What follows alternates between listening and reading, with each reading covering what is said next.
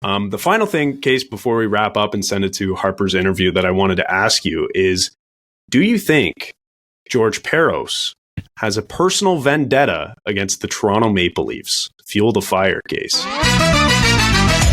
You're now listening to the Boys in the Booth podcast with your hosts, Harper Cody, Chad Melbourne, and Casey Abrams. That's a big one. Yeah! Hello and welcome to episode 199 of the Boys in the Booth podcast. Almost at 200, Casey. We are so close. This time, just myself, Chad Melbourne, and joined by Casey Abrams. No Harper Cody this evening. He has it made. He is going to the Ottawa Senators game tonight for what feels like the 25th time this season. It feels like he's always at Sens games, and good for him. So we'll hold the fort down today. Case, just you and I. We're going to be talking about the Morgan Rielly suspension news that literally just dropped like 15 minutes ago before we're recording this pod. You'll be hearing this on Wednesday at the earliest, so that should still be fresh for you. And then at the end here, we're going to tack on an interview that Harper did with Rebecca Sharp. She's a sledge hockey coach who was just honored last month by the Ottawa 67s and has been nominated for Coach of the Year for the 2024 Ottawa Awards. So before we get to all of that, Case, how you doing, man? Doing all right. I'm a bit hangry because I don't get to eat until after we record the podcast, and I've just been sitting here for the suspension news to break, and well, it's getting late. Yeah, what a league that we follow. It's a league where the hearing for Morgan Rielly, this was public knowledge. It was at 1:00 this afternoon, and we didn't get the news until we got a Weeksy bomb, Kevin Weeks, like 15 minutes ago. And like Morgan Rielly, if you're Morgan Rielly, are you not getting ready for warm up at this time? Like, clearly he knew what was going to happen. He knew he was going to be suspended, but like the people didn't know that. And it's just like, why are we dropping this news 30 minutes before the Leafs are supposed to take the ice and play another game in the league? Yeah. I know there's more important things, but I think about so many fantasy managers out there right now just stressing out, like, what do I do with Morgan Rielly? Very true. Very true. Before we get to that, doing well, man. I am just counting down the days until reading week. I know you and I are both excited to be playing some video games in this upcoming week or so. So that's going to be nice. Reading week starts on Monday. I've got some work to catch up on. I've got some other stuff to catch up on for Boys in the Booth. I'm going to try to finish the Boys in the Booth classic video by the end of next week. So you heard it here first. Hold me to it. We'll see how that goes. But this has become like Chikrin getting traded. I've just heard it so much that I don't believe it anymore. I know. The problem is I thought someone else was going to do it, and I had an editor all lined up, and then it's just been weighing on me. It's one of those things. But you're here. We're here. You're listening right now to talk or to listen to us talk about the Morgan Rielly suspension. Just broke 5 games. But before we get to evaluating a case, I just wanted to get your initial thoughts. Everyone knows exactly what happened. Ridley Greig came down, took a slap shot on the empty net against the Maple Leafs on Saturday night, and then Morgan Rielly took exception, cross-checked him in the face. So what was your initial reaction to the slap shot first? We're going to compartmentalize this. So just the slap shot, what was your initial reaction? For just the slap shot, he knows what he's doing. Obviously, that's a slap in the face. That's an FU. That's, we've beaten you multiple times this year. We're in last place. Getting a little frustration out at the same time as pissing off the Leafs is, always good as a Senator, right? Yeah. Were you like, if you were on the ice, is that something that you would have taken exception to? Like, would you have been as pissed as Morgan Rielly?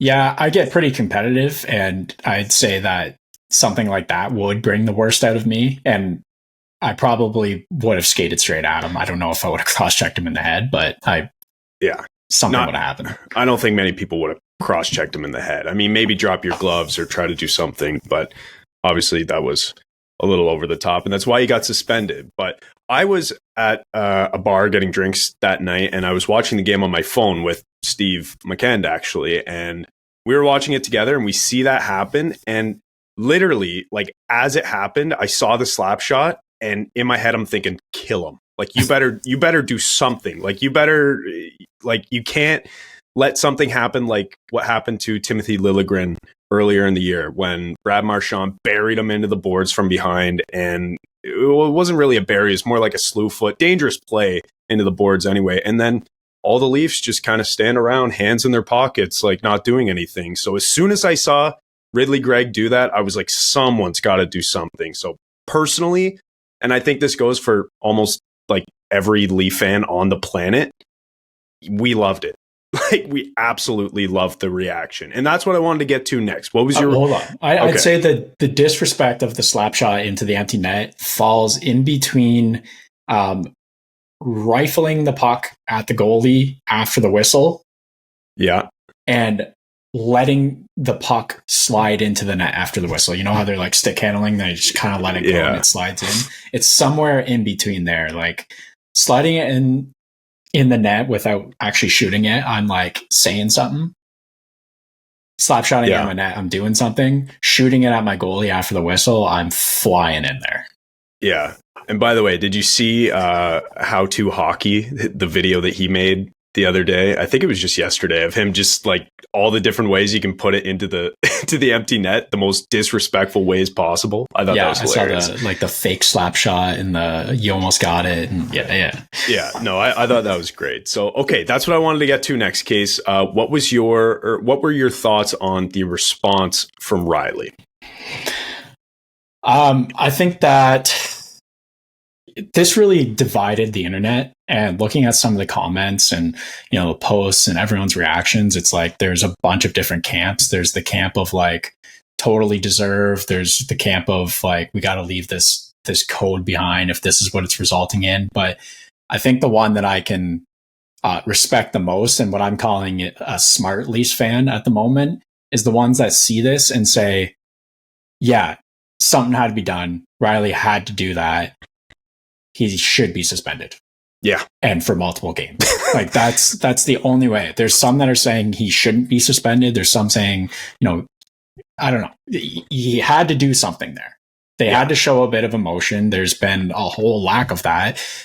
The whole point of having Ryan Reeves is that he stops stuff like this, but you know what? He's not going to be on the ice when you have the net pulled at the end of the game trying to come back. Like it's hard for him to do anything. Even with like Liljegren in the past, it's hard for him to do something when he's playing 8.5 minutes a game because he's not that talented. So that's the situation there. So yeah, someone's got to do something. And of course it's going to be Morgan Rielly. Who else was on the ice? It's not going to be Matthews and Marner. Those guys aren't doing anything. So yeah, it's going to be Morgan Rielly, and it was needed.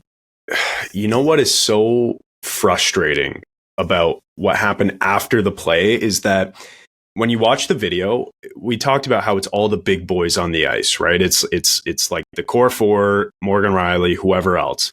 And the thing that frustrates Leafs fans, and the reason why a reaction like this was kind of needed to please the fans, is because you look at Matthews after, and he's just hanging out with whoever on the Sens. And then you look at Marner, like he's looking around. He doesn't even have a guy. He didn't grab a guy. So it's like, you look at that kind of stuff, and I know you can't expect it from guys who make $13.25 million, the highest paid player in the league. You can't expect him to go out there and do something stupid like Morgan Rielly did. But when you look at that from a fan perspective, you're like, come on, guys. Like, where's the pulse? Where's the heartbeat?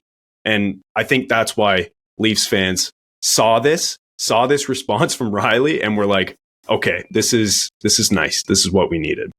Yeah, I wouldn't have been able to read the comments if they didn't do something, because it would just be so toxic from Leafs fans about that. Yeah. Like, we think the media coverage is bad over the last couple days because Morgan Rielly did do something. Well, how much worse would it be if nobody did anything? Yeah. You know, like, and then Ridley Greig just, you know, takes a slap shot, goes to his bench, is like tapping knuckles with the boys on the way by, and like no one says anything. And you just got beat by a team who's like in last place in the division. And it's just embarrassing all the way around. And by the way, I feel like this story, and some other people have said this on Leafs Focus podcast too, like this story of Morgan Rielly jumping Ridley Greig or cross-checking him after the play, this has dominated like the media over the last few days, when the Leafs' poor play in that game probably should be headlining the media stories, but it's completely covered up by Morgan Rielly, which honestly, that's a leader right there, kind of deflecting the media attention away. We interrupt this podcast to tell you about one of our favorite partners, Sign Up Expert. If you're a sports bettor, whether a brand new one, casual, or hardcore, listen very carefully because this ad is for you. Guys, line shopping for the best odds matters, and that's why any profitable sports bettor needs to be using multiple sports books to maximize their winnings. Thankfully, there has never been a better time to get signed up, and we are here to connect you with the best promotions industry-wide. When you use our link at signupexpert.com/boysinthebooth, you can get access to all the top sportsbooks in your region, along with a review of each platform and their benefits. Most importantly, all of these sportsbooks have valuable sign-up offers for new users, and when you register through our link, again, signupexpert.com/boysinthebooth, you will automatically receive the top offer at each one, allowing you to start line shopping with an enhanced bankroll. Guys, once again, it's simple. When you use multiple sportsbooks, you ensure that you can always access the best available odds out there, which is key to being successful and taking home those winnings, baby. So if you want to take advantage of these incredible benefits and support our brand all at the same time, it's a win-win, please consider signing up for your next sportsbook through our link in the description down below, signupexpert.com/boysinthebooth. One more time, that's signupexpert.com/boysinthebooth. Hey guys, Harper here from the pod. We all want two things as sports fans when it comes to buying tickets: to not be ripped off by scalpers and to have an easy way to do it. That's where SeatGeek comes in. This pod is sponsored by the absolute best ticket app out there, SeatGeek. SeatGeek takes the confusion out of buying tickets, making it quick and easy to get the best deals on tickets to your favorite sporting events. It does this awesome thing where they score each ticket out of 10 based on its value, so you know whether you're getting a good deal or not. If the tickets are green, you'd better act quick and secure those things, but if the tickets are red, maybe wait a little bit before pulling the trigger and monitor the price in the SeatGeek app. SeatGeek just makes it way too easy. Anyways, here's the best part. SeatGeek has completely hooked us up. Boys in the Booth listeners get $20 off their first purchase on SeatGeek with the promo code BOYSINTHEBOOth in all caps. Click the link in the description to download the app today. And remember to get your discounted tickets to your favorite sporting events using the code BOYSINTHEBOOth in all caps. Get great seats for a fraction of the cost with SeatGeek. Now back to your regularly scheduled podcast. Yeah, I'm reading all the arguments in the comments, and then I get to one that's like, well, he shouldn't have been down a man, or he shouldn't have been in the situation with an empty net in the first place. I'm like, yeah, they probably shouldn't be losing to the Senators. Yeah, I mean, especially when they go up a goal in the first period, almost go up 2 in that game, and then the goal gets called back for offside on Max Domi, and it's a game that you frankly can't lose to a team whose rebuild has lasted twice as long as they wanted to and are in the basement of the NHL. Like, it's unacceptable. Yeah. And that's just my dig at Sens fans and the team, because I have to get it in right now. Okay, there were a lot of comments coming from the players. We talked about how the media and just the internet is kind of divided on this. Well, the players were seemingly pretty conflicted too, and not only on party lines. Like, it's not separated by party lines. So I don't know if you heard the Claude Giroux quote about this, but he was essentially saying everything but, yeah, that was stupid by Greig and he shouldn't have done it. You listen to that quote, and again, I'm not sure if you've heard it or not, but he was essentially like, he wanted to say that was stupid, he won't do it again, but because he's a teammate, couldn't really go further into that. And then on the other side from the Maple Leafs too, there are some pretty spicy quotes coming out of that media presser afterwards. Sheldon Keefe said that the response from Rielly was appropriate, and Ryan Reeves today said, make hockey violent again, and that he's going to get it tattooed on his body. So what were your thoughts on some of the quotes that came out of this from the players? Well, yeah, Claude Giroux, it's a funny situation where he's a vet in the league and he knows how the league operates. And do you stick with the code or do you stick with your player? I personally am always sticking with my player, and that's why he beat around the bush there. He's trying to play both sides, but in the end, he's got to stick up for his guy. Sheldon Keefe, I thought that he played that perfectly fine. Normally, I hear him in press conferences, and I'm like, God, what is he talking about? But to say like it was appropriate, meaning like I need my guys to show something like that. Mm-hmm. And when they're like, do you think it's going to be a suspension? Basically, they said something around those lines. He's like, yeah, they'll take a look at it for sure. And it's like, yeah, they will. So I was totally fine with what he was saying too. And then I don't know, Ryan Reeves.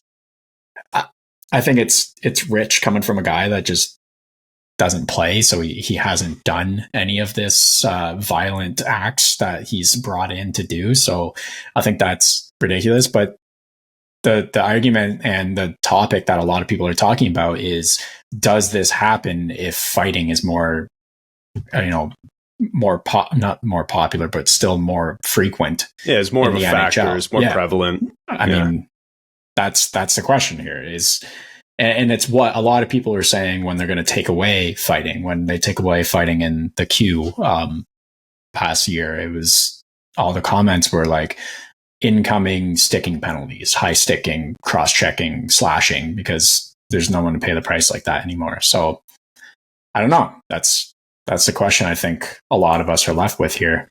Yeah, and sticking with quotes, there was one more from Keefe today that I thought was interesting too. It was either today or maybe yesterday after practice or something, but obviously the news hadn't come that Rielly was suspended for 5 games.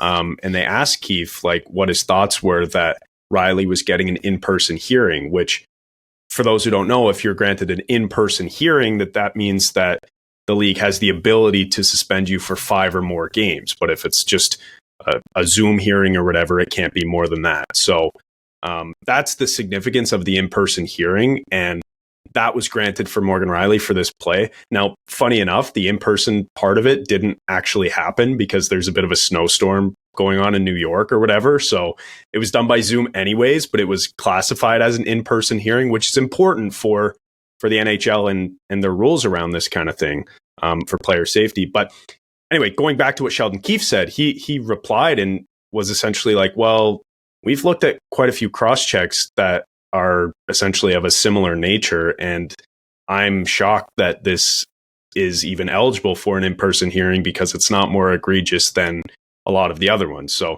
he didn't say it in that many words, but that's essentially what he said, which I thought was interesting too, because normally you don't hear coaches or players for that matter speak out against NHL player safety or the referees or anything. They're usually pretty tight-lipped, especially in Toronto.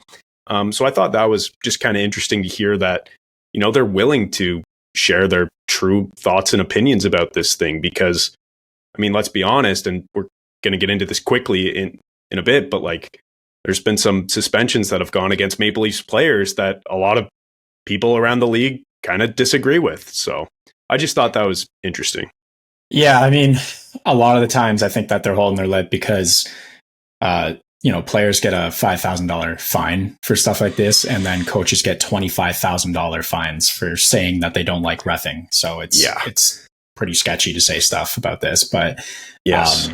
Of course he's going to back his guy and try to say that it's not worthy of 2+ games or whatever wherever he was drawing the line. And I think it's easy to say that from his side, but when you sit here and try to anticipate how many games this is going to be, it's impossible because there's there's no consistency at all when it comes to the player safety and their suspensions they hand down. And I'm looking at, I don't know if you want to get into like how many games we thought it should be yet or where you're at on your. Yeah. So let me ask you this then. What are your thoughts on the length of the suspension? We can get into all of that. Like I was having a hard time picking how many games it was going to be because I look at history and how many games they've handed out this year and previous years. And, I'm thinking like, while I've seen Greig himself get I think it was a 2-game suspension, and in a defensive act, a guy was coming at him, he sticks his hands up, catches him with a cross check, and gets 2 games. So that's trying to protect yourself, not taking care of your stick and hurting someone and getting 2 games. That was PLD a couple years ago, right? On Pierre-Luc Dubois when he did that? Yeah, last year. Last year? Greig was a rookie. Yeah. And so that's defense. This is Morgan Rielly going straight after a guy. So I'm thinking, intent. And that's where Perron gets brought into this. He, hurt a guy, and the wrong one. That's, I don't know if they added a game for that, but that's blind rage, I guess. And maybe they took that into account. They're like, hey, you didn't even get the right guy. You were just looking to hurt someone. So here's 6 games. And then, I think about the severity of it. And that one brings me to Mangiapane's, which he had a guy flat on the ice and cross-check him in the back of the neck and got 1 game. So, but also with Mangiapane, I should mention too, he didn't fully extend, and that was in the argument from player safety. He didn't fully extend his hands with full force. Now, I'm glad you said that, because that brings me to one last example. And do you remember how many games Austin Matthews got for cross-checking 2. Dahlin?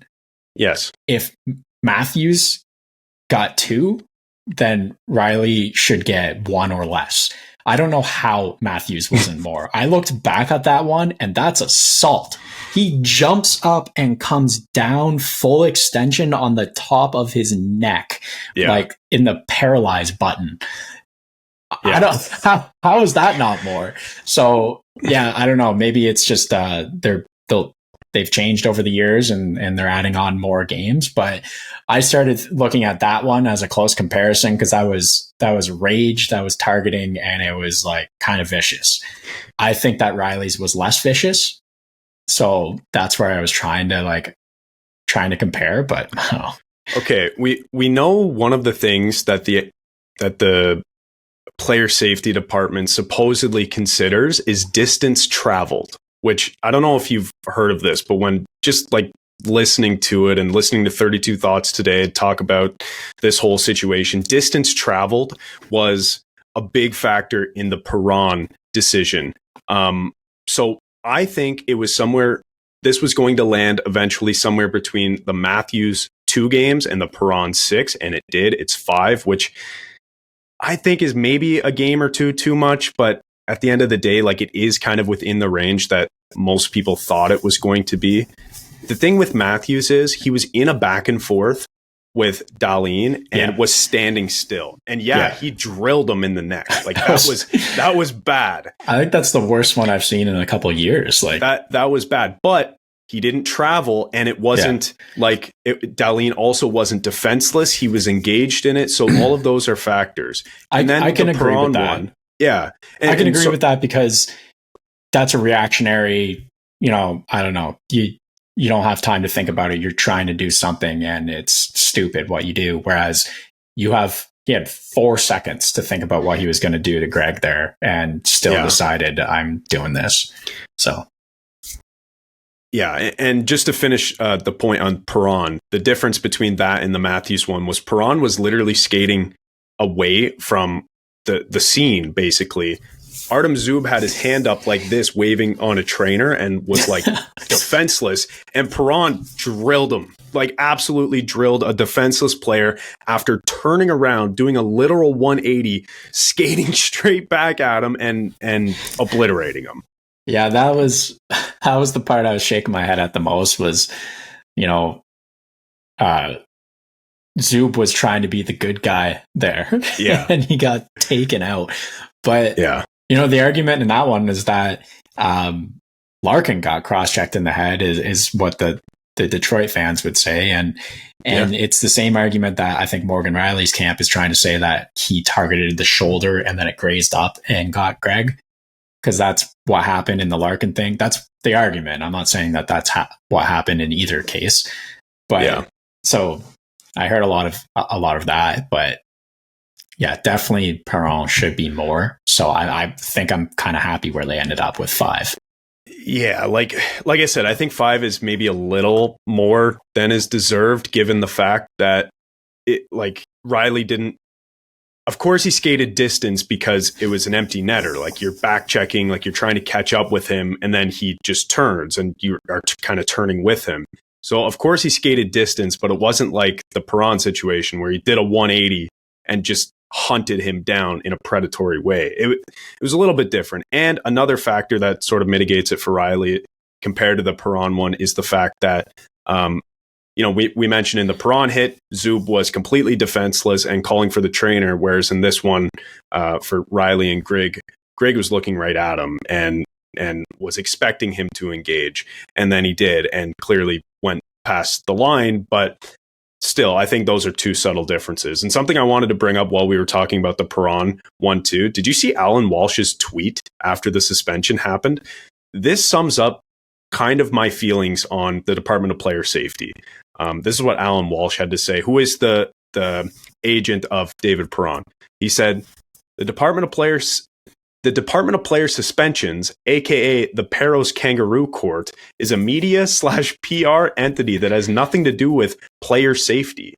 Baseball bat swing to a player's head? No hearing. David Perron, 1,100 NHL games without a suspension.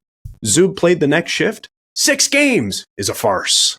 That's what he had to say about that. So I thought that was kind of funny. But the games played is something that we didn't touch on either. Morgan Rielly has played a ton of games in the league.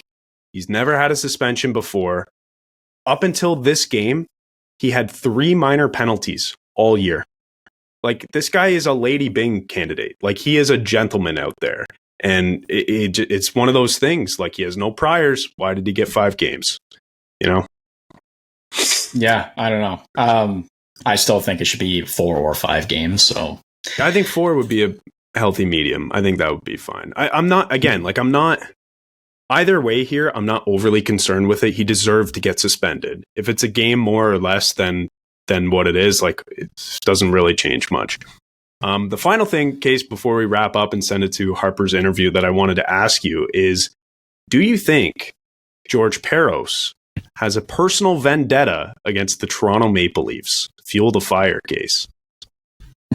I don't know. I don't have much of an opinion on this. I personally don't think so. I think that to what Walsh said there, it's kind of feels like a tool to, like, drive whatever narrative the NHL is working on right now in the player safety. It felt like there was a lot more vicious head contact suspensions after the NHL was looking for that. Now cross-checking is more under the scope, and there's more vicious suspensions coming out. I don't know, it just seems like they're going to drive it any way they can, and it's going to be through suspensions. And maybe that's where the personal vendetta comes, where like how people can think that is because if you want to get a message across to the NHL and to the media, do it through the Leafs. You made the comment today because we were sending some stuff back and forth. You called it the hockey mecca of the world because I think it was a Chicklets post talking about Tampa Bay and if their season's over their Stanley Cups hope are over because of Sergachev. Mm-hmm. And just like 2 comments at the top were like, oh, they can't even beat the Leafs in the first round. We're talking cups. And then the comment below it was, if they play the Leafs in the first round, they get a first round bye anyways. I'm like, how does this become a Leafs conversation? Yeah, hockey mecca of the world. So, I mean, if you're going to make a point in any way and you want to make a point about cross checks, take down Morgan Rielly, take down the Leafs, and it's going to get talked about. Totally understand where you're coming from. I know that was a bit of a loaded question asking you if George Parros has a vendetta against the Maple Leafs. The only reason I bring it up is because there's been a chart circulating the internet since this happened, and the chart basically breaks down the amount of times and games that each team in the league has been suspended or had their players suspended for under George Parros's reign You know, and the Maple Leafs are, of course, number one. They've been suspended more games and more times than any other team in the league, except for the Washington Capitals, who have been suspended more games but fewer times. Yeah, and I think that was Tom Wilson. Yeah, so that checks out. And when I saw this, my very first, when I saw this chart breaking this down, my very first thought is, how many games will Nazem Kadri get for this hit by Morgan Rielly? But that remains to be seen. But anyway, till the end of the series. Yeah, that chart. God, that was a stupid suspension. That chart's been circulating, so I just had to bring it up. Well, maybe they should stop being the dirtiest team in the league. Well, that's the thing. Are they soft or are they dirty? One, it can't be both. Yeah. It can't be both. Yeah, remember when Jason Spezza got 6 games for an accidental knee on Neil Pionk? Yeah, never been suspended before. Has like 1,000 points, played 1,000 games. Yeah, it's like, I don't understand. But to your point, I feel like because it's Toronto, there's just a magnifying glass on it. And if you want to make a difference, this is unfortunately the way to do it, even though it is a bit unfair, in my opinion. Yeah. Okay, is that everything on the suspension case? Yeah, I think so. Yeah, I feel like we pretty much covered it. Okay, well, thanks so much for listening to episode 199 of the podcast. And still yet to come is Harper's interview with Rebecca Sharp. Just to remind you, Rebecca is a sledge hockey coach who was just honored last month by the Ottawa 67s and has been nominated for Coach of the Year for the 2024 Ottawa Awards. So enjoy that interview, and thanks again for listening. The 2024 Brockville Winter Classic is coming up this weekend with Ottawa Senators alumni. So many great events, including the RBC Family Day Skate. And joining us is sledge hockey expert, former player, and now coach. She's been on this show before, and she's going to be here this weekend for the Brockville Winter Classic. She is the head coach of the Ottawa Sledgehawks. Please welcome Rebecca Sharp to the show. Rebecca, good morning. How are you doing today? Good morning. I'm good today. Super excited to be here. Yeah, thanks so much for coming on. And Rebecca, first off, I want to say congratulations, because last month you were honored as the Ottawa 67's Community All-Star Coach. You received that award in January. What did that mean to you? That meant a lot. The past couple of years, being able to transition from being a player to a coach has been such a journey, and I have loved every minute of it. I have such a great group of kids that makes it worth it every time I step on the ice and do things with them. That's amazing. And you've got a very diverse group that you're leading. Just talk about that for us. Yeah, so the group that I have ranges from, I think the youngest is 4, and the oldest I have on the ice is about 13. So it's a very wide group, and it ranges from siblings to don't have disabilities to everybody who has disabilities. It's kind of a very wide range. It's kind of for everybody. So next Monday, to wrap up the Brockville Winter Classic weekend, of course, is the RBC Free Family Day Skate. You're going to be here for that from 9 to 11. There is some sledge hockey exhibitions happening with youth and adult teams as well. What can we expect with this? Yeah, so for the first year, super exciting. We will have our junior team there. So we will have a team from Ottawa and a team from Kingston coming to play a game. So for Kingston, it'll be their first time ever playing a game. So it's super exciting to get them on the ice, especially in this community. And then we will have the adult group on the ice right after for an hour of fun game. That's awesome. And of course, afterwards, from 11:30 to 2 o'clock is the Family Day Skate, a free event with music, hot chocolate, and hot dogs as well. And Rebecca, you have been nominated for Hockey Coach of the Year for the 2024 Ottawa Awards next month. How can people vote for you? Yeah, so you can go online to the Ottawa Awards, and you should be able to find my name under Hockey Coach, and you can vote every single day. I believe it's until the beginning of March. That's fantastic, and the 2024 Ottawa Awards are on March 8th. Rebecca, we're so excited to have you this weekend for the Brockville Winter Classic. Congrats on all of your successes to this date, and looking forward to seeing you this weekend. Awesome. I'm so excited to be there. This has been another episode of Boys in the Booth with Harper Cody, Chad Melbourne, and Casey Abrams. Connect with the Boys in the Booth on Instagram, Facebook, and YouTube at Boys in the Booth. Visit boysinthebooth.com for show details. And don't forget, you can become a patron of the podcast for just $1 a month at patreon.com/boysinthebooth.